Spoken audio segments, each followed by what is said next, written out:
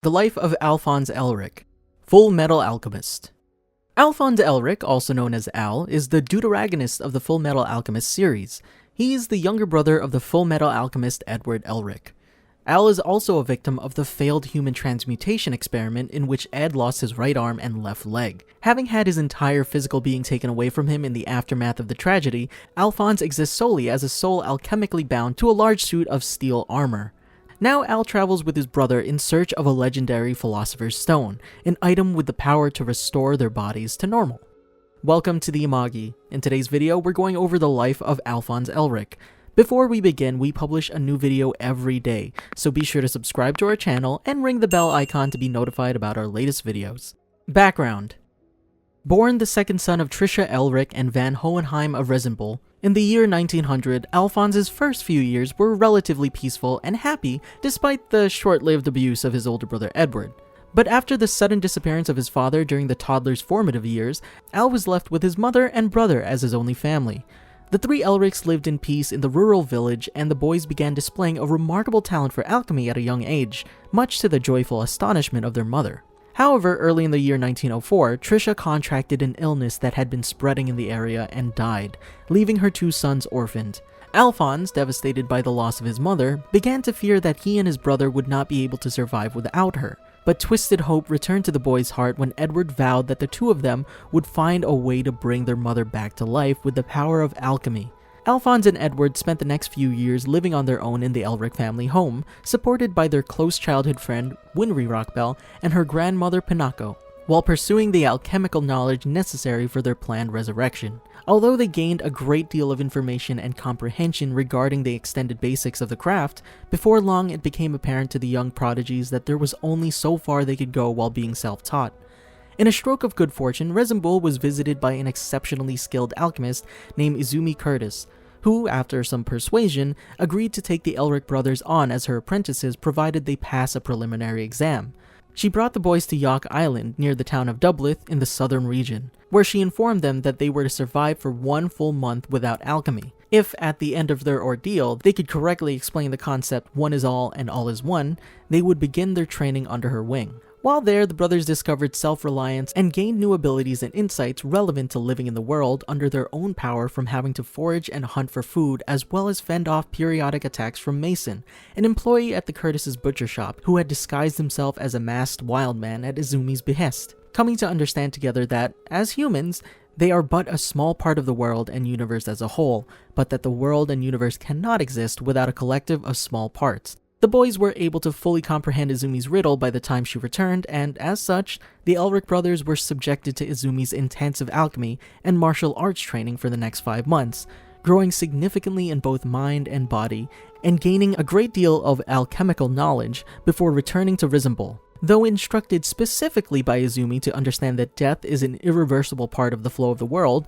and that acceptance of such is important to the one is all is one concept, the boys dove headlong into their plan to resurrect their mother upon their homecoming, having advanced their knowledge while abroad and discovering the basics to a forbidden practice called Human Transmutation.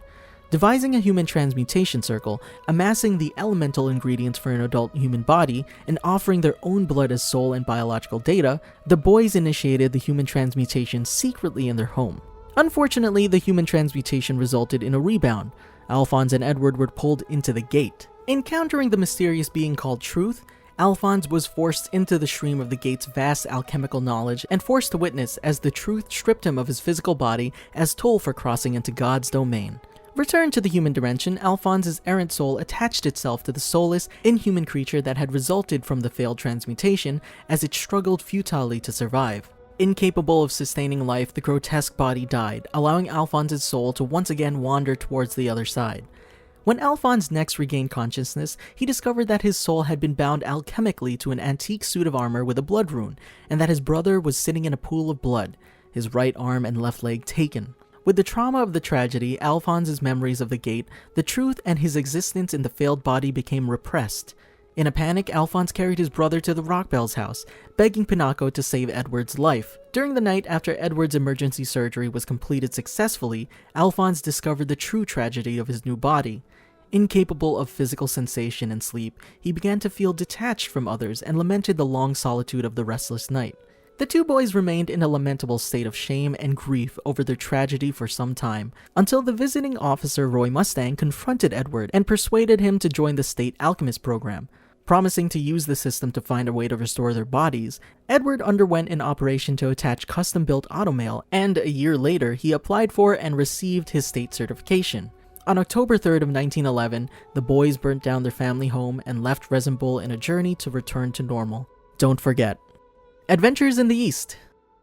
3 years later, at the start of the story, Edward and Alphonse visit the birthplace of Lior, following a lead on what they consider their best chance at restoration, the legendary Philosopher's Stone. They infiltrate the town's newfound Church of Leto with the help of a young Letoist girl named Rose in order to investigate the mysterious priest Cornello, who claims to use divine powers to bring about miracles. With Edward suspecting that Cornello is in possession of the Philosopher's Stone, Alphonse helps expose the priest as a fraud and reveal his plan to fool the people of Lior for his own militaristic goals.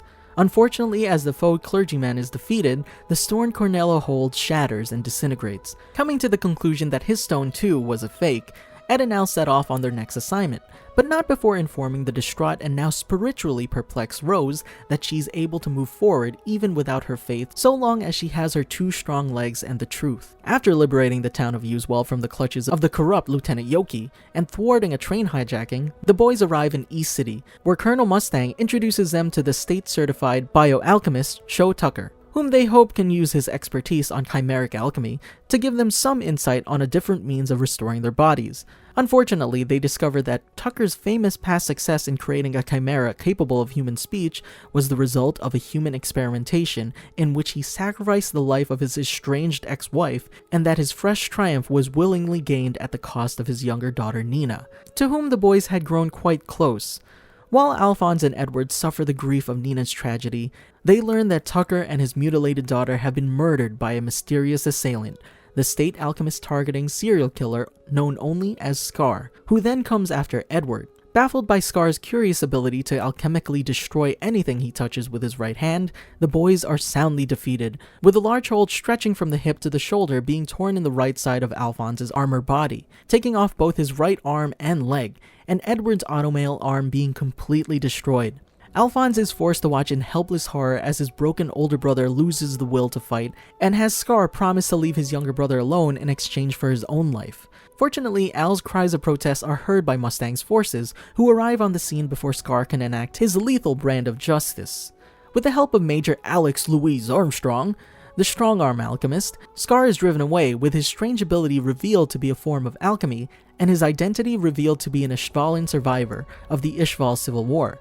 With the danger past, Al berates his brother over his willingness to die and stresses the importance of staying alive no matter what. With Major Armstrong as an escort, the two head back towards Resin Bull for repairs at the Rockbell house, but get sidetracked when they encounter Dr. Marco, an Ishval war deserter who had been researching the creation of the Philosopher's Stone. After some coaxing, Marco reveals to them the secret location of his research notes, the National Central Library, and expresses his hope that the brothers will be able to find the truth behind the truth of the hellish pursuit. Arriving in their hometown, Edward has his arm rebuilt in 3 days and then goes to work repairing Al's armor in a manner that doesn't harm the blood rune inside. They then begin the trek for Central City to find Marco's hidden notes.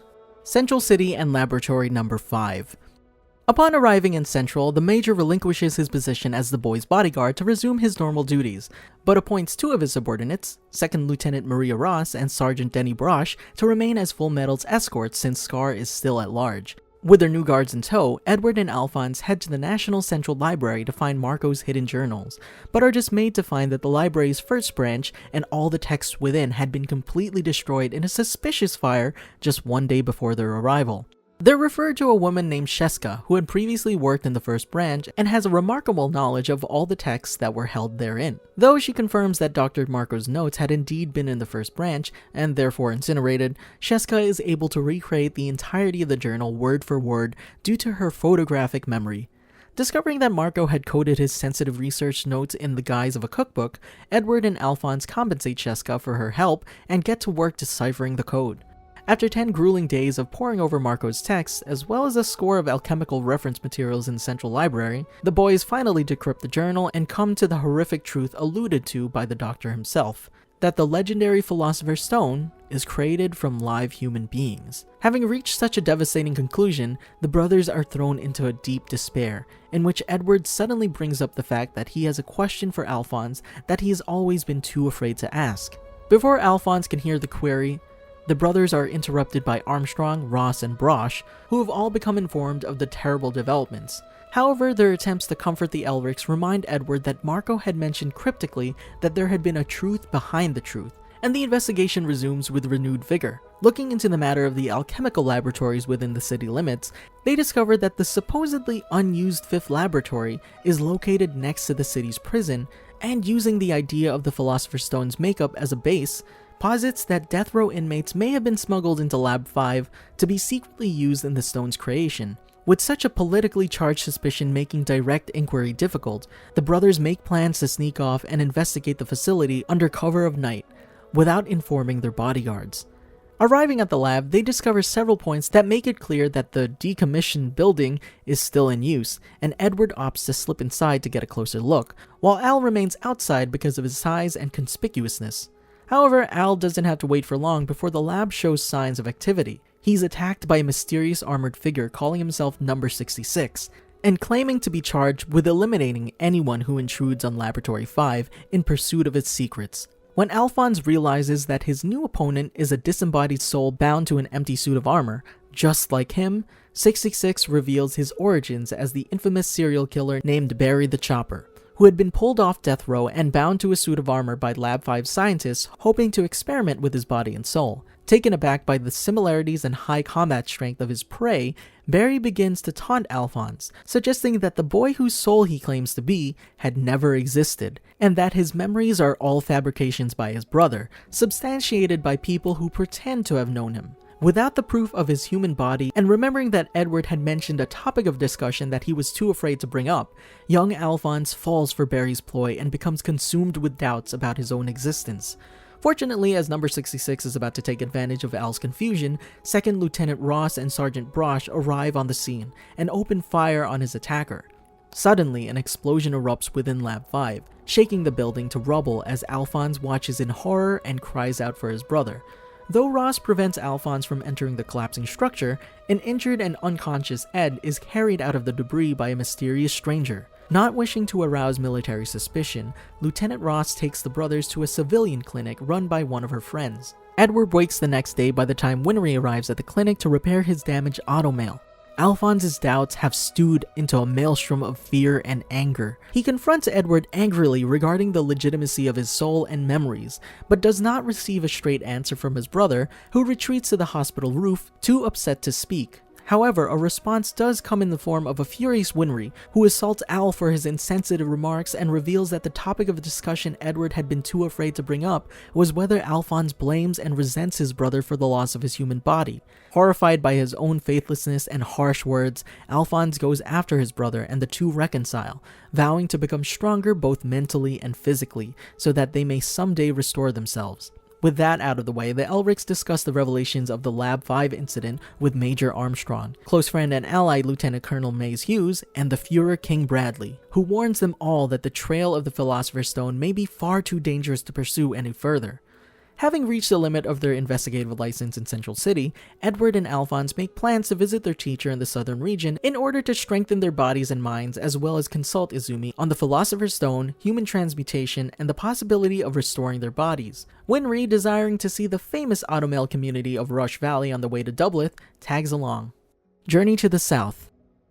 As per Winry's request, the Elrics make a stop in Rush Valley to do some sightseeing. There they meet the pickpocket Panina, whose weaponized automail legs drive Winry to seek out their creator, Dominic Lecoult, driving Ed and Al along for the trip. After helping Dominic's daughter-in-law deliver a baby in a storm, the trio leaves the Lecoult home, with Winry deciding to stay in Rush Valley as an apprentice in an automail atelier, while Ed and Al continue on to Doubleth. Arriving in Doubleth, the Elrics greet their teacher Izumi and her husband Sig for the first time in 4 years. As they reminisce and share travel stories, the boys inquire about the Philosopher's Stone, although Izumi declares that she knows very little about the legend. She informs Ed and Al that she recently encountered an alchemist in Central who appeared to know a great deal on the subject, an alchemist by the name of Van Hohenheim. Alphonse becomes excited at the mention of his father's name and asks Izumi to give them more information on the man, but Edward, still filled with resentment towards his estranged father, refuses outright to consult him. After observing the boys for the day, Izumi correctly perceives that her pupils' bodies have been altered as a result of an encounter with the gate due to human transmutation and demands that they explain themselves fully. After revealing everything that had transpired since they left Izumi, she comforts them unexpectedly and praises their alchemical skill in being able to survive the ordeal, even in spite of her severe disappointment in their disobedience of her repeated warnings to stay away from human transmutation. She reveals that she too had made the mistake in her youth and had several of her internal organs taken by the truth, owing to her frequent hematemesis. However, in accordance with her own principles, she expels the Elric brothers as her students and demands that they leave her house. They do so, but Sig walks the two to the train station while explaining that Izumi's human transmutation was an attempt to revive her stillborn child 15 years prior. He informs the Elrics that they are welcome to address Izumi as a colleague now that they have been expelled, rather than a superior, and can return to the Curtis home anytime they wish. They turn back and request staunchly that Izumi help them find a way to restore their bodies. Reluctantly complying, Izumi puts forth a new idea. She asks Alphonse what he had seen when encountering the truth inside the gate when his body was taken, suggesting that with the huge toll he had paid to cross into God's domain, he likely saw a great deal more than either Ed or herself, who had only given up parts of themselves. However, Al remarks that he has no memory of anything that transpired between his disappearance from the human realm and his awakening inside the suit of armor. Deducing that Al's memories must have become repressed from the traumatic shock of the experience, Izumi declares that retrieving those memories may be the necessary key to unlocking the next stage in the Elric's journey. Ed and Al remain at the Curtis house for a few days to do research and train up while Izumi consults a doctor friend of hers on any possible methods of reversing amnesia. But things do not remain peaceful. While coming home from Doublet's library, the brothers are confronted by a strange person who seems to know their secret about human transmutation and Alphonse's body. Secrets they have guarded from the government and the public rather carefully. Unfortunately, the man disappears suddenly before they can interrogate him. But a short while later, after Edward departs for South City alone to hand in his State Alchemist assessment, Alphonse is lured into a trap and captured by the stranger and 3 of his comrades, who take him to their secret base in the basement of the Devil's Nest pub to meet their boss, a mysterious man named Greed, marked with the Ouroboros symbol. While there, Alphonse discovers that the 3 who had abducted him, as well as many others in the gang, are human chimeras, something he had considered an impossibility. Martel, the young snake chimera woman who had captured him by getting inside his armor and stalling his movements, explains that she, like several others, had been a soldier wounded in battle before military scientists experimented on her body, turning her into the being she is now. Greed asks that the captive Alphonse revealed to him the method in which his soul was transfixed to a suit of armor, explaining that his ultimate agenda for possessing such knowledge is the pursuit of immortality, as a living soul with a body incapable of death. Alphonse grows quickly weary of Greed's avaricious tirade and attempts to immobilize the man with some quick alchemy. It becomes clear, however, that Greed, like his human chimera flunkies, is also an alchemical impossibility. He demonstrates that he is a homunculus, an artificially created human being with the power to regenerate immediately from any level of sustained physical damage, even those which would prove instantly fatal to normal humans. Neither having been to one to perform the soul binding nor having any memories of the incident, Al attempts to explain that he cannot help Greed or his men. But as they protest, Izumi storms into the stronghold and trounces everyone standing in her way, having tracked Alphonse to this location.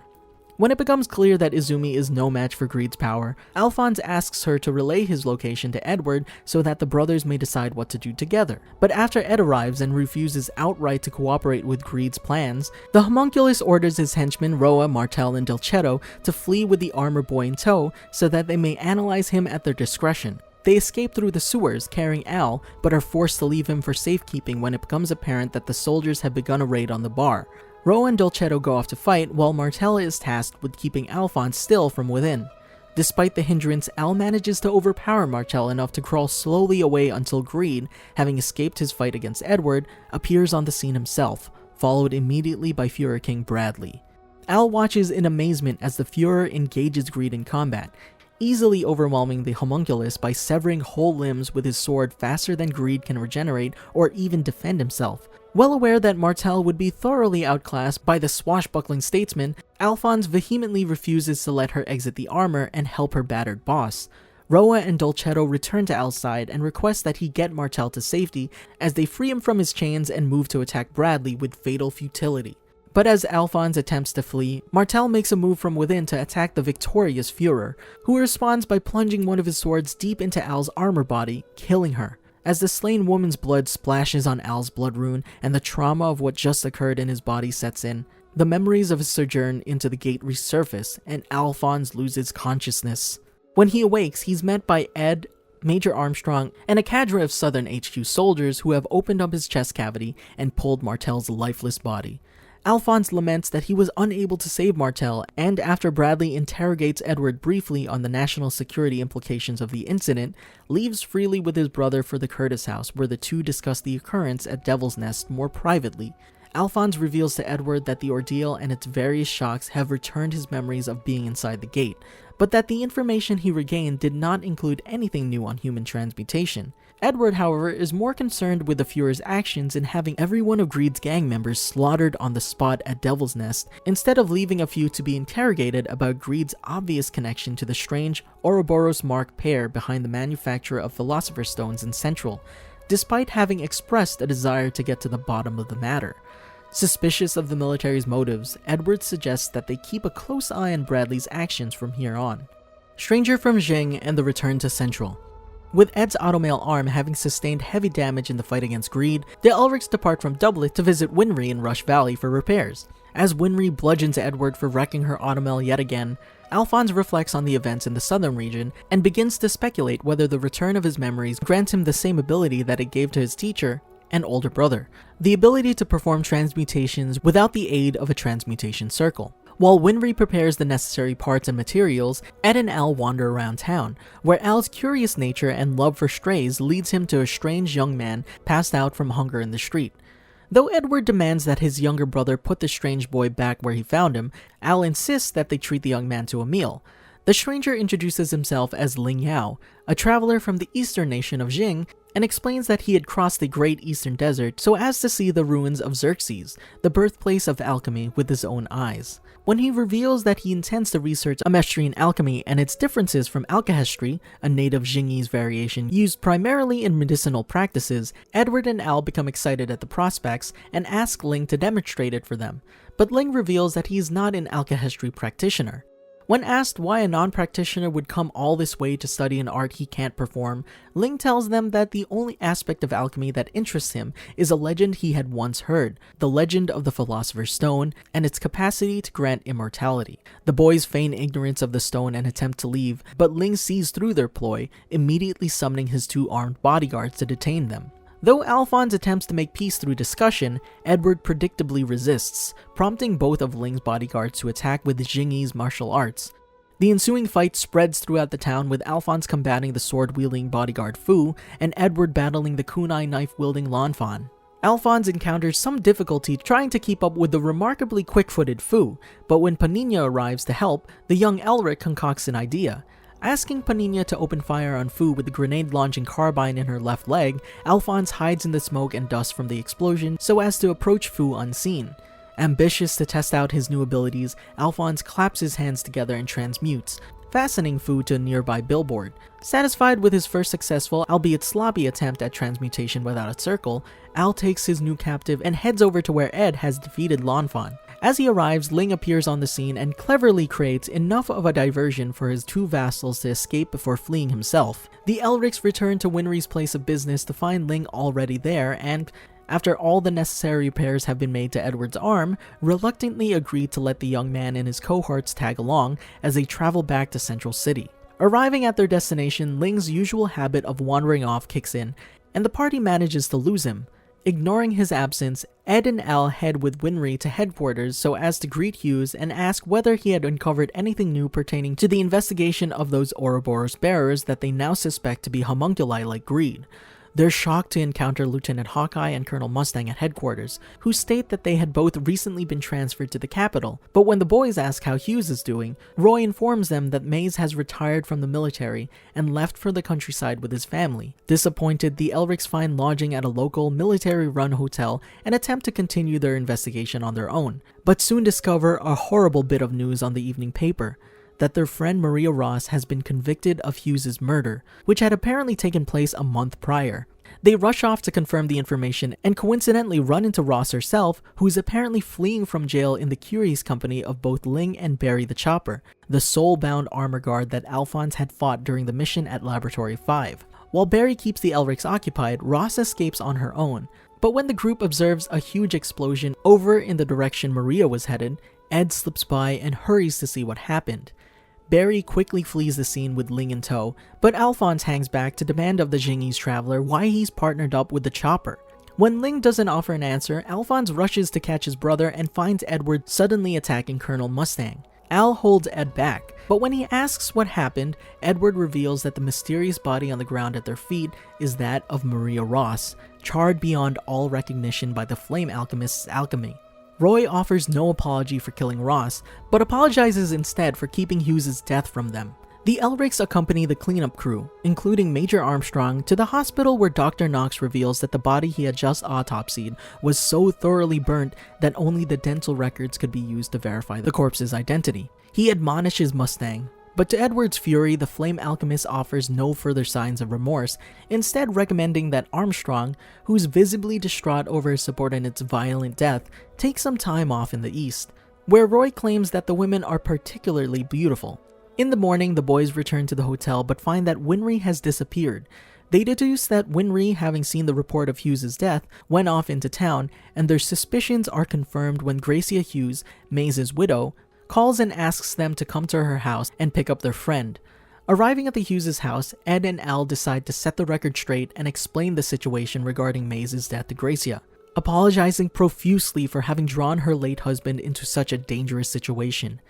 Having come to a solemn decision regarding the safety of those dear to him, Alphonse declares that if it will cost other people their lives, he no longer wants his human body back. But both brothers are surprised when Gracia urges them to press on in their pursuit of their goal, telling them that her husband would want them to continue, and their failure to do so would be to render Maze's death meaningless. The Perilous Underground. The next morning, as the Elrics and Winry continue moping in their hotel room, they receive a sudden visit from Major Armstrong, who says nothing but throws a heavy blow at Edward, denting his automail arm.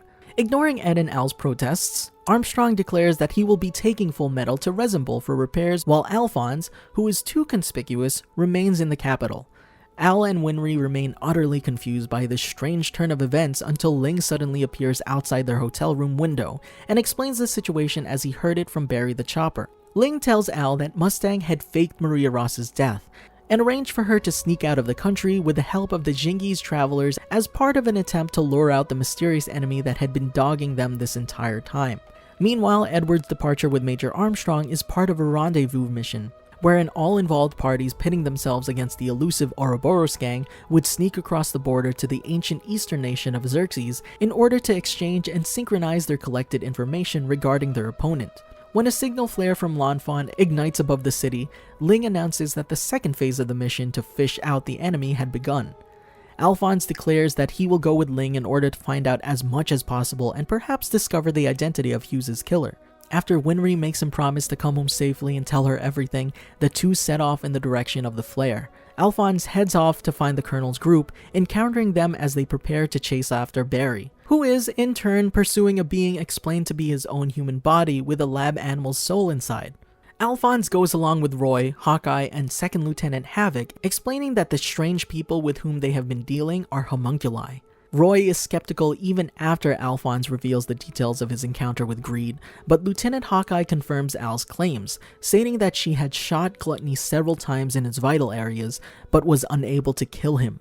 Taking advantage of Barry's ability to sense his body's presence through his spirit, the party tails the errant creature to Central Alchemical Laboratory No. 5. At first, due to the lab's close connections to Central Command, the Colonel opts to end the mission here and regroup, but when Barry, crazed by the idea of being able to chop up his own body, rushes inside against orders, The foursome pursuing him storms in afterward, announcing to the staff that they are chasing a dangerous fugitive and misinforming them that the backup is already on its way. The group follows Barry's trail to a sealed-off basement level of the facility and decides to split up in order to find their quarry, Alphonse with Lieutenant Hawkeye and Colonel Mustang with Second Lieutenant Havoc.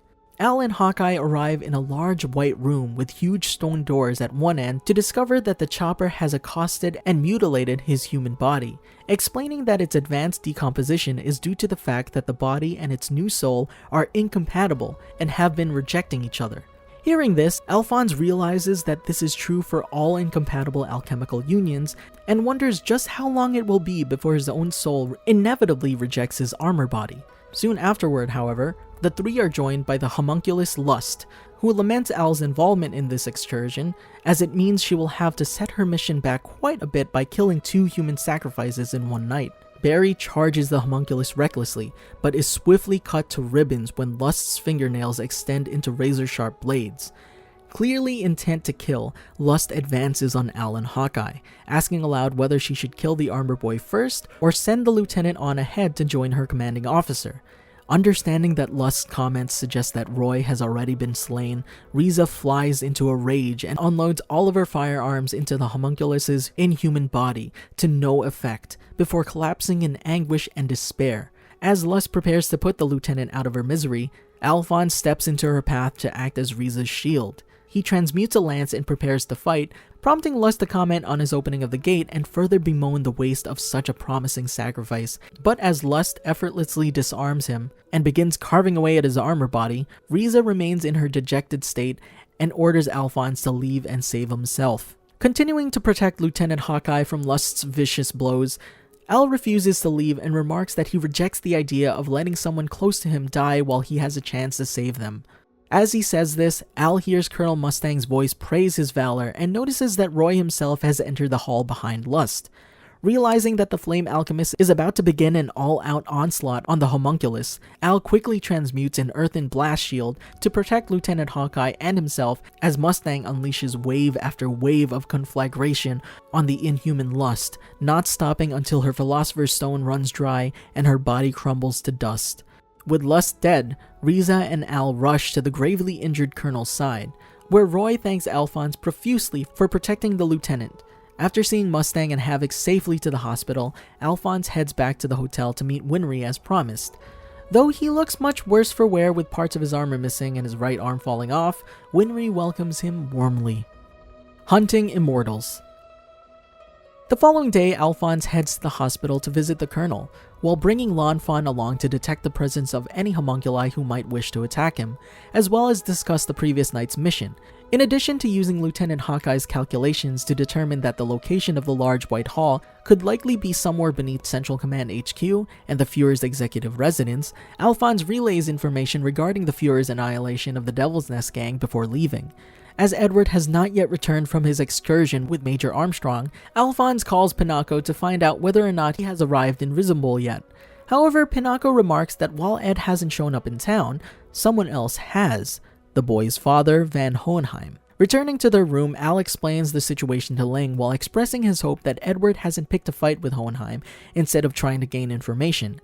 When Al explains that he himself doesn't hate his father, not remembering him well from his childhood, Ling discloses that his own paternal relationship is an odd one, as he is the 12th son of Xing's emperor. Elaborating that his search for the secret to immortality is for the purpose of gaining his ailing father's favor and rise to emperorship amid dozens of other siblings, Ling claims that Alphonse's current existence is the closest thing to real immortality. However, Alphonse explains that his metal body is not as convenient as one might think. As a human soul bound to a metal body, the instability of his existence means that at any given time, in a year, in a century, or even a day, the two unlike existences may reject each other, and Al will die just as suddenly or unexpectedly as anyone else. Horrified by this news, Winry reaffirms the necessity of returning Al to his human body as soon as possible, but Ling sees the situation differently. He argues that Al's soul could simply be transferred to another body before instability sets in and remarks that, not needing to sleep, eat, or even feel pain, Al's state is pretty ideal. This statement irritates Al, but before he can object, Winry explodes with fury, admonishing Ling for his insensitivity and ignorance before storming off to her room. Al follows to console her and jokes that she and Edward always get angry on his behalf. Winry, contemplating all of the suffering that Alphonse has endured, urges him to regain his human body as soon as possible. When Ed returns to the hotel, he repairs Al's armor alchemically, albeit thinning out the armor in order to replace some of the missing pieces, and the brothers discuss their adventures apart. After Al explains the situation of the operation to flush out the homunculi and the battle underground, Edward reveals some shocking information of his own. After encountering their father in Risenbul, Ed had exhumed the remains of the creature that the boy had transmuted 4 years ago, and discovered that it hadn't been their mother at all. But as a result, he now believes that, rather than needing to fashion a new human body for Al's soul to inhabit, the armor boy can be returned to his original body. After Ed posits that Al's current existence would require the existence of his original, living body inside the gate, Alphonse recalls, by way of the memories he had recovered in Doubleth, his sojourn inside the gate, as well as his short time within the transmutated body. If Al's body is there inside the gate, then all the Elrics have to do is go in and pull it out again, just like Ed had done with Alphonse's soul. Just then, Ed is informed by the hotel desk clerk that he had received a call from Izumi, who confirms that the baby she had transmuted did not carry any traits similar to either her family or Sig's. She thanks Edward and hangs up again. When he tells this to Alphonse, the younger Elric explains that he feels the same gratitude, that he had blamed himself for years for forcing their mother to suffer through death a second time. Ed apologizes for putting his brother through that pain and sticking him with such an existence, but Al responds that he's just as culpable.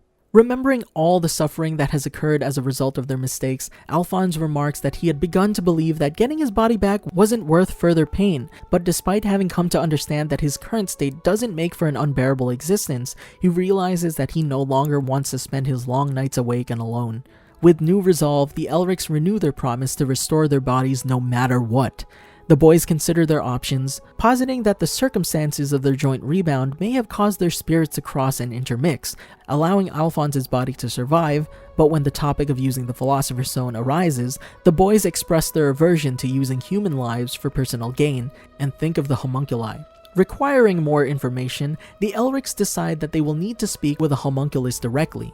They head off to examine Laboratory 3 for a trace of the underground level, but find nothing, as the entrance has been alchemically effaced. As they wonder what their next move should be, the Elrics are met with Sergeant Brosh, who informs them that Scar has been sighted within the city, and has apparently resumed his extermination of state alchemists. Denny explains that their information regarding the killer has been updated with the fact that a large and ornate tattoo covers the entirety of Scar's right arm, jarring Edward somewhat. Returning to their hotel room, Ed explains to Alphonse that he had met a group of Ishvalians in the eastern desert who had known the Rock Bells and had seen them die at the hands of a heavily bandaged warrior monk with a facial injury and a tattooed right arm, who Edward believes may be Scar. With this in mind, Edward declares that they will need to confront Scar, not only to ask him about the Rock Bells, but also to lure out the homunculi for questioning. Remembering that they were called human sacrifices, Edward posits that whatever the homunculi are planning requires the Elric's participation, making their lives indispensable. If they appear to put themselves in mortal danger in a fight against Scar, the homunculi will surely appear on the scene. Alphonse spots flaws in the plan, but when Ling and Lanfan appear at the window, having overheard their conversation and offering their help in exchange for a part of the spoils when they manage to capture an immortal homunculus, a joint plan comes together. Over the next few days, Edward draws as much attention to himself as possible by going around town performing flashy alchemy for the citizens of the capital in an attempt to lure Scar out of the shadows. Presuming that Scar's presence around one of their precious human sacrifices will cause the homunculi to take action, the Elrics have arranged for Ling and Lanfan to lurk nearby, on lookout for the monster's unique presence. Taking notice of Fullmetal's odd behavior, Colonel Mustang and Lieutenant Hawkeye stop by to speak with them. But as the alchemists exchange information, Scar himself appears on the scene and attacks. Explaining their plan, the boys persuade Hawkeye and Mustang not to attack and enlist them in the plan by asking them to keep the military police from interfering. Flame and his partner escape while the Elrics engage the Ishvalan murderer. Though teaming up against the Scarred Man with Circulus Transmutation, the Elrics remain constantly on the run from Scar's potentially lethal destruction alchemy, and while Alphonse instructs some freshly arrived MPs to keep back, Edward finds himself cornered. On a hasty gamble, Edward adopts his opponent's own style of alchemy and nullifies Scar's deconstruction attack, leaving both alchemists unharmed but for their respective right sleeves, which are torn away. However, with Scar's arm exposed, Edward and Alphonse notice a large and ornate tattoo upon the scarred man's skin and realize that the killer before him had been the one to take the lives of Winry's parents. The battle continues as Scar continues to press the Elrics with his deadly skills. But in the meantime, the Elrics wonder why the homunculi have not yet shown themselves and Ling has not signaled their capture. Attempting to stall Scar from attacking further so that Ed can regain some of his stamina, Alphonse demands once again of the Ishvalan how he can condemn alchemy as blasphemy and then turn around to use it himself as a justification for murder. Al condemns the man himself for murdering the Tuckers in East City, but Scar replies that the alchemy they revere so much had turned Nina into an abomination, never to regain her humanity. Not expecting this remark, Al is once again racked by the guilt of choosing inaction in the face of his and his brother's inability to help Nina back into her normal state. However, Edward comments that Scar's actions have not all been justifiable either. And as Alphonse suddenly notices Winry standing in an adjacent alleyway, he realizes that Ed is about to confront the Ishvalan murderer about the murder of the Rock Bells. Though Al makes an attempt to silence his brother, Ed hasn't realized Winry's presence and makes the chilling accusation in front of her. Shocked and grieved by the sudden revelation that her parents had been murdered by one of their patients, Winry collapses in hysterics and, picking up an MP's dropped sidearm against Ed and Al's vehement protests, takes aim at Scar. Confirming that he is indeed the guilty party in question, Scar admits that Winry has every right to shoot him, but remarks that he will consider her an enemy if she pulls the trigger. He declares to the three young Ameshrians that the cycle of hatred will never end until one is destroyed, but reminds them that it was their people who drew first blood. Ed rushes to Winry, throwing himself defenselessly in front of her to shield her from Scar's attack, but Alphonse moves just in time to throw off the Ishvalan's momentum and force him back with alchemy. Feeling cornered once again, Scar breaks through a nearby wall and flees. Before Alphonse gives chase alone, he scolds his brother for being so reckless and demands that Ed get Winry to safety. As Alphonse pursues Scar to a nearby train yard, the Ishvalan comments that Alphonse's empty metal body is also a product of the alchemy he so vehemently defends and asks how he can put his trust in a practice that has cursed him so. Al responds by saying that his metal body can be a hindrance sometimes, but a hindrance is not the same thing as a curse. Pitying himself in light of his brother's great sacrifice on his soul's behalf would be like denying the brother who kept him alive and the craft of alchemy which allows him to keep moving forward despite all the tragedies. He tells Scar that he will continue to believe in the potential that alchemy has and will not turn his back on it. Dissatisfied, Scar unexpectedly resumes his assault, but Alphonse is saved from harm by Edward's timely and equally unexpected arrival. As Ed appears on the scene, however, the group is suddenly joined by the homunculus Gluttony, who attacks Scar and prompts Ed to wonder where Ling is and why he hasn't made his move. Just then, Ling launches himself from a nearby manhole, grabs Gluttony, and shoves a live grenade down the monster's throat as he leaps to safety and commands the Elrics to do the same. The grenade goes off with tremendous force, obliterating the upper third of the homunculus's body. Almost immediately, Gluttony's body begins to reform and Ling demands a strong metal cable. Edward quickly transmutes a nearby train rail into steel cable and hands it off to Ling, who ties it tightly around Gluttony's rapidly expanding flesh, effectively trapping the creature more thoroughly the more it continues to regenerate. Ling declares the homunculus captured in accordance with his promise. Suddenly, Lieutenant Hawkeye arrives in disguise, shoots Scar through the leg, and orders Ling to place Gluttony in the back of her car before speeding away with them both. Realizing that confirming the lieutenant's identity in the presence of the growing crowd of MPs would cause more trouble, Ed and Al decide to trust Mustang's plan and turn their attention to the slowly fleeing Scar. But before they can deliver a final blow, the boys are interrupted by a sudden interloper, a young girl who quickly attacks them both and asks Scar if he's alright. Already confused by this development, Ed and Al watch in amazement as the little girl performs two unusual long-distance transmutations simultaneously, creating a smokescreen which allows her to escape with her Ishvalan friend. Furious at their loss of Scar, the boys have the military police escort them to MP headquarters so as to pick up Winry. But on the car ride there, Al reveals that he has picked up the mysterious little girl's even more mysterious little pet, a tiny panda the boys mistake for a weird black and white cat. Arriving where Winry is being held, Ed and Al are shocked to find that the Fuhrer has been personally keeping her company. Taking his leave, the Führer advises Fullmetal to take good care of her, and, now alone with the boys, Winry asks Ed to explain everything as he had promised during Al's absence. After retelling the sad tale of her parents' noble death, the three youngsters head back to the hotel, where Winry receives a phone call from her clients in Rush Valley, who are impatient to have her back. She thanks Ed for stopping her from shooting, stating that she would never be able to face any of her new friends again had she become a murderer, and the boys see her off as she boards a train bound for the south area. As her train starts to pull away, an embarrassed Edward makes Winry a promise, that the next time he makes her cry, her tears will be those of joy. The boys head back towards their hotel, but are met along the way by Colonel Mustang, who asks them to get into his car. Having received word from Riza that she has arrived at a secluded safe house on the city's outskirts with a wounded comrade, Roy drives the boys and a surgeon friend of his named Dr. Knox out to the rendezvous point. The Belly of the Beast.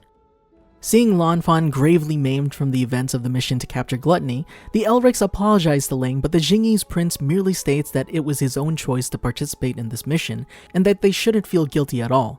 Approaching Lanfan, who is now entirely without a left arm, Ed and Al ask if there's anything they can do for her, to which she replies that she would like an automail arm. Impressed by her drive, they promise to introduce her to the Rockbells soon. Heading over to where Mustang, Knox, and Ling are discussing the nature of the homunculi and their connection to Central Command, the boys hear the Xingese prince make a shocking declaration, that Führer King Bradley himself is likely a homunculus, as he bears the Ouroboros mark on his patched left eye, and was the one who, working in tandem with Gluttony, injured Lanfan. Edward and Alphonse are skeptical, suggesting that the Führer's wife and son would surely have noticed him acting strangely, and remarking that, according to the alchemical texts, homunculi lack the ability to reproduce. But Knox chimes in with a bit of interesting information. Though young Salim Bradley is, by all rights, the Führer's son, the boy was adopted and is not descended biologically from King Bradley. Seeing opportunity in this new development, Roy decides that he will interrogate Gluttony and remove his Philosopher's Stone on his own use. But the Elrics and Ling, who each have their own desires for the stone, object. During their argument, the bound Gluttony becomes agitated at the sound of the Colonel's name. The homunculus declares furiously that Mustang is Lust's murderer, and in a flash of freak rage, produces a strange volley which simultaneously breaks his bonds and obliterates roughly a quarter of the building as well as a large patch of ground outside. No one is injured in the strike, but everyone is aghast to see how the benign, rotund homunculus has been changed by his fury, a gaping maw now extending down to his abdomen and lined with rib-like teeth. As Gluttony begins another attack, clearly targeting Roy, the Colonel dons his flame alchemy glove and declares that the homunculus must be destroyed here before it either kills them or escapes with their identities. But though the flame alchemist engulfs Gluttony in a torrent of fire, the monster simply sucks the flames into his gullet, where they apparently disappear. Panicked, Mustangs and the Elrics flee towards the nearby forest tree line as Gluttony gives chase, gobbling up the ground at the alchemist's heel with his mysterious power. They initially split up as so to confound the beast, but after it becomes apparent that the Colonel's injuries will keep him from evading Gluttony effectively, Edward transmutes an earthen dummy of the flame alchemist to distract the homunculus while the Elrics and Lieutenant Hawkeye help Roy back to the car. But while Riza loads Roy into the car to where Ling and Knox have placed Lanfan, Alphonse, Edward, and Ling opt to stay behind and get more information out of Gluttony. They thank the adults for all their help, but remind them that capturing Gluttony was their plan and they have to see it through.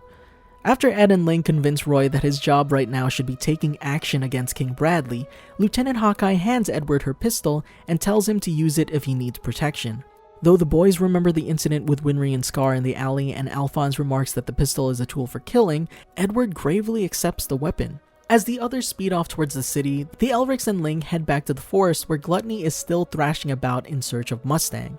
In spite of their earlier bravado, the boys find themselves cowering in fear of the howling homunculus until it once again turns its berserker rage upon them. At that moment, however, the impending combat is interrupted by a black horse which appears on the scene and, verbally commanding Gluttony to stand down, quickly morphs into the homunculus Envy. Envy makes his way to Gluttony's side, reminding his still upset brother that they are not allowed to kill Colonel Mustang, regardless of what he has done to their comrade. Spying Ling, however, Envy remarks that Gluttony may swallow the Xingese prince whole so long as he's careful not to harm either of the Elric brothers. Hearing this, Ed, Al, and Ling realize that they have a slight advantage in combat. Transmuting a wall to split the battlefield in two, Ed and Al attack the restricted Gluttony while leaving Envy to Ling. Unfortunately, the rotund beast remains largely unaffected by their various alchemical and physical attacks, and before long manages to cross the barrier to Ling, who Envy has momentarily stunned by changing shape to resemble Lanfan. With Ling frozen in Gluttony's path of imminent attack, Edward leaps forward to pull the Xingyi's prince out of harm's way. But Envy meddles in an attempt to keep Fullmetal from being devoured along with Gluttony's target. Realizing that the struggle has prevented Ed, the prince, and Envy himself from evading Gluttony's range of attacks, Al reaches out desperately to help his brother, but is halted by the great blinding flash of the homunculus's destructive volley. When the dust settles, Ed and Ling are nowhere to be seen. Al stands alone with Gluttony in the ruined forest clearing, the armor boy's extended left arm curiously sheared and the lower half of Envy's body sliced cleanly at the waist in line with the gouged earth upon which Edward and Ling Yao just stood. Furious and horrified, Alphonse lunges at Gluttony, demanding that his brother and friend be returned at once. But Gluttony, finally calmed and returning to his normal state, responds that it's impossible. They have been eaten. Overwhelmed by disbelief and despair, Alphonse collapses, screaming to the ground. Alphonse remains sulking in the forest with Gluttony until morning when the homunculus mentions that his father will be furious at having swallowed Envy. Hearing this, Alphonse realizes that there must have been an incredibly skilled alchemist who created the homunculi and may know a way to free Edward. Regaining his determination, Alphonse asks Gluttony to take him to the homunculus leader. To Al's surprise, Gluttony leads him back into Central City to a hidden series of tunnels deep beneath the very heart of the capital. Tunnels guarded by hordes of monstrous chimeras that allow Al safe passage through their lair so long as he's accompanied by a homunculus. Eventually, the unlikely duo reaches a large, creepy hall at the end of the labyrinth where Gluttony calls out for his father to emerge. As a mysterious figure clad in white robes descends a nearby staircase in response, Alphonse is shocked to recognize the visage of his own father, Van Hohenheim. Before Al's surprise can sink in, however, Gluttony's belly begins spurting blood as the strange, tooth-framed eye opens up once more. Suddenly, a huge, hairy, eight-legged human-faced lizard bursts from the eye with a scream and drags itself out onto the floor.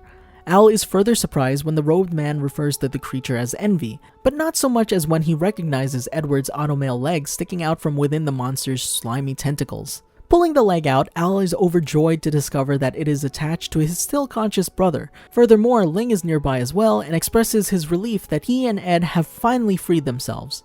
But as the boys rejoice, the robed Hohenheim appears before them, startling Edward. When the man, noticing Ed's automail, wonders aloud if they are the famous Elric brothers, it becomes apparent that despite sharing the same face, this man before them is not their father. The absent-minded man does, however, recognize Van Hohenheim's name and shows unreasonable joy upon learning that the one who shares his face is not only still alive, but has borne offspring. The boys try to clear up the situation, but their words are ignored when the robed man notices Alphonse's missing hand. Before either Elric can explain, the mysterious man reaches out his palm and transmutes a new hand for Al out of thin air, without constructing a circle, circulating his energy or even using materials from the rest of Alphonse's armor. The boys are aghast at the apparent refusal of alchemical principles, but before they can make any sense of it, the robed man displays even more impossible feats by repairing Ed's external and internal injuries without so much as batting an eye. The robed man remarks that the Elric brothers are vital assets and asks them to take care. Al suggests that Ling be treated as well, but the Xingyi's prince responds violently, demanding that this strange being keep away from him, as he cannot possibly be human. But it seems that Ling didn't need to insist, as the strange man remarks that he only has use for the two alchemists and orders Gluttony to dispose of the spare. Ed throws himself in front of Ling, explaining that he's their friend, but as the man replies that he couldn't care less, Alphonse reveals to his brother that this strange robed man before them is the one whom the homunculi call father. Ling declares that this man's attitudes towards human life proves that he's the enemy leader, and chastises the homunculi for looking down on humans as fools. However, the father replies that he doesn't consider humans foolish because their existence is so far beneath him that it would be absurd to give them any consideration at all.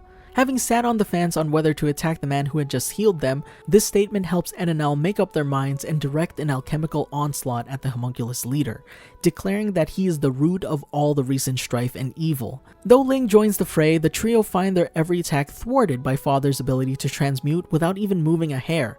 In short order, Father claims that he has grown weary of their struggles and, stomping his foot upon the ground, completely turns off Ed and Al's ability to transmute. The boys are horrified at their sudden and inexplicable lack of alchemical power and are quickly subdued by envy while Gluttony pins Ling to the floor. The Elrics attempt fruitlessly to transmute, and Ed asks Envy to explain what's going on with their alchemy, but the monstrous homunculus merely laughs at him and chides the humans for believing that they can control and take possession of a power that's merely lent to them by a higher power, prompting Father to scold him for saying too much. Meanwhile, Father chastises Gluttony for allowing these humans into the sanctum, but notes that the prostrate Ling has remarkable strength and endurance for one of his species, and remarks that such a resource shouldn't be wasted. The homunculus leader states that Ling would make a good pawn, and adds that the homunculus Greed's position is currently vacant as he touches a finger to his own forehead where, a moment later, a vertical eye opens amid the man's wrinkles and begins secreting a shiny red viscous fluid into the robed figure's waiting palm, a fluid both Elrics recognize as the Philosopher's Stone. Envy replies that Father plans to put the stone directly into the prince's bloodstream in the hopes of creating a human-based homunculus. The souls in the stone will attack Ling's own soul and ravage his body mercilessly. But on the off chance that the boy survives, he will be given immense power. Horrified, Ed and Al struggle desperately to reach Ling, but Envy's overwhelming strength holds them still. However, Ling speaks up from the other side of the room, demanding that the Elrics not intervene. He declares that attaining the Philosopher's Stone has been his goal from the beginning, as Father pours the stone into one of the prince's open wounds. The Elrics watch mortified as Ling writhes and screams in agony from the effects of the stone. Ling reasserts that they shouldn't stop the process before collapsing to the ground. When he rises again moments later, Ling's consciousness is gone. Greed has returned in his place. However, when Greed fails to recognize the Elric brothers, or even remember the Devil's Nest in Doubleth, it becomes apparent that this new Greed in Ling's body has none of the memories or allegiances of the Greed they knew. Greed explains that Ling had given his body over willingly, but before the Elrics can express their disbelief, the underground sanctum is suddenly intruded upon by an unexpected duo, the scarred man and the young girl who had come to his rescue before. The Northern Wall of Briggs. Ed and Al go to the north of the country to make a request to its guardian, Major General Olivier Mira Armstrong, Major Armstrong's sister, to help them look for the alchemy girl, Mei Chang. Soft J. Kimley arrives to keep an eye on them, bringing Winry as a hostage to prevent the Elrics from revealing Bradley's secret to Armstrong. However, during a confrontation with Scar and Kimley's two chimeras, the brothers manage to reach an agreement with them, Major Miles, Mei Chang, and Winry. Alphonse convinces the chimeras, Zampano and Jerzo, that they may yet be able to get their old bodies back if they help the Elrics, and Winry reaches an uneasy truth with Scar. They agree to a plan whereby Scar will pretend to capture Winry, thereby allowing the two of them, with May, Marco, Zampano, Jerzo, and Yoki, to escape through a mine shaft back to Briggs, while Edwards and Alphonse pretend to be furious that Scar has captured Winry. However, the brothers quickly learn that Briggs has all but come under Kimley's control, now that Major General Armstrong has killed General Raven and gone to Central to infiltrate High Command. A blizzard sets in, which would prevent Edward from warning Winry's group. But since Alphonse's metal body is immune to cold, he offers to go warn the group. On the way, however, Al blacks out, a disturbing occurrence as his metal body cannot sleep, and imagines himself before the door, face to face with his emaciated human body. He becomes trapped in snowdrifts, and May and Winry dig him out when they emerge from the mine shaft. Alphonse warns them not to return to Briggs, but blacks out again soon after. At the same time, Edward nearly dies in the mine explosion at Bascule, suggesting that the Elric's bodies and souls are connected, as Edward had earlier theorized. So the group dismantles Alphonse's large body so he'll be easier to carry, and Scar leads them to a nearby Ishvalan village. There, Alphonse wakes up before he's put back together properly, while the group is poring over Scar's brother's research notebook. The idea of putting Al's pieces together gives May the idea to tear the binding off the notebook, thereby discovering the nationwide transmutation circle. Then, Alphonse's idea to flip the sheets of paper over leads to their discovery of Scar's brother's reverse transmutation circle. As the group waits in the village, pondering this new knowledge, May attempts to teach alchemy to Al, but they become frustrated with each other, as May commands him repeatedly to sense the pulse of the dragon, and Alphonse insists that he can't, and asks her to teach him the theory, to which May only responds, "Look, I sense it."